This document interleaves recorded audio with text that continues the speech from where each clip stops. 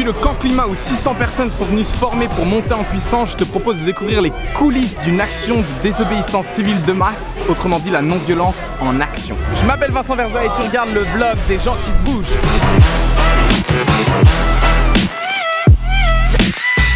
Aujourd'hui c'est le grand jour de la simulation et j'ai quelqu'un qui peut nous l'expliquer. Gabriel. Bisous. Alors c'est quoi une simulation? Alors une simulation c'est une action de désobéissance civile de masse qu'on crée nous-mêmes, c'est fictif, c'est pas réel, mais par contre ça nous permet de faire plein de choses, d'appliquer les formations, d'améliorer les techniques de blocage, d'affiner la médiation, etc., etc. Donc toutes les personnes du camp vont participer à cette simulation pour être en mesure après ça, pendant l'année, de faire des vraies actions. Tout à fait, faire plein de bêtises collectives tous ensemble. Excellent. Allez! Mais quelle est donc l'utilité d'une action de désobéissance civile de masse? En fait, pourquoi désobéir? Il y a des situations légales qui sont pas légitimes. Comme organiser un sommet pour aller chercher du pétrole jusqu'au fin fond de l'Arctique quand ce qu'on a déjà en réserve suffirait pour cramer le climat. Ils ont le droit d'organiser ce congrès, c'est parfaitement légal, mais c'est pas légitime, au sens où ça met en péril des générations futures pour un profit court terme. Et vu que l'ordre établi les protège, entre autres à travers les forces de l'ordre, on est prêt à désobéir pour leur mettre des bâtons dans les roues. Et ça peut se faire avec humour. Faut bien comprendre que les forces de l'ordre sont pas nos interlocuteurs. Ils font leur boulot, maintenir l'ordre, et nous on fait le nôtre, foutre le dawa pour sauver le climat. Résultat, si on peut contourner les flics, on le fait, mais s'ils restent sur le passage, on passe à travers, par des méthodes non violentes. Et si on se fait arrêter, on le fait dans la dignité, sans insulter la police, en chanson, ou en faisant le point mort pour gagner du temps. Comment ça se passe, Bart, avec la police jusqu'à maintenant dans nos blocages?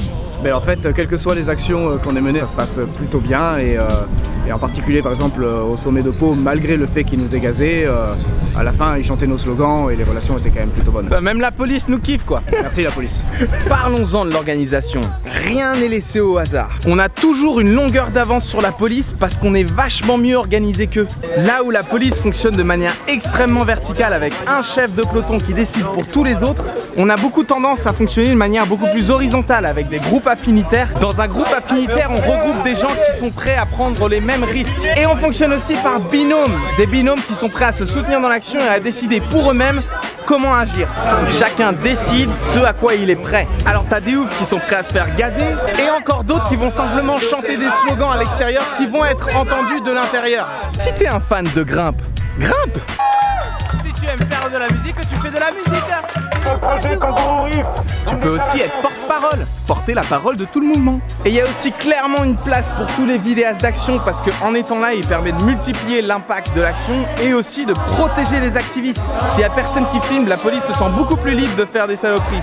Il y a la place pour tout le monde, il y a peut-être même une place pour toi. Ce qui est super cool avec une action de désobéissance, c'est qu'on n'a pas besoin d'être des tonnes pour avoir un vrai impact. T'as 12 personnes qui font du bruit dans un centre de conférence. Laisse tomber, tout s'arrête. Est-ce qu'il est possible pour vous d'avoir une conférence dans ces conditions? C'est très compliqué. Clairement, notre but, c'est de décrédibiliser socialement l'industrie fossile de manière à ce qu'elle ne soit plus acceptée. On leur retire notre accord pour leur business plan qui mène vers l'effondrement climatique.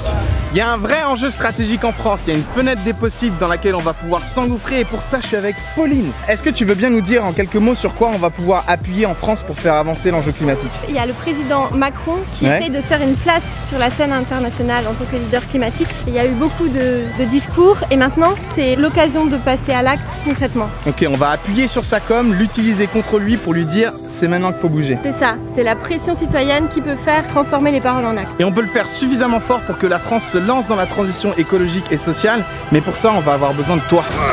Alors si t'es chaud pour faire une action de désobéissance civile, et ben tag un pote et forme ton binôme. Et en tout cas un mot de la fin peut-être.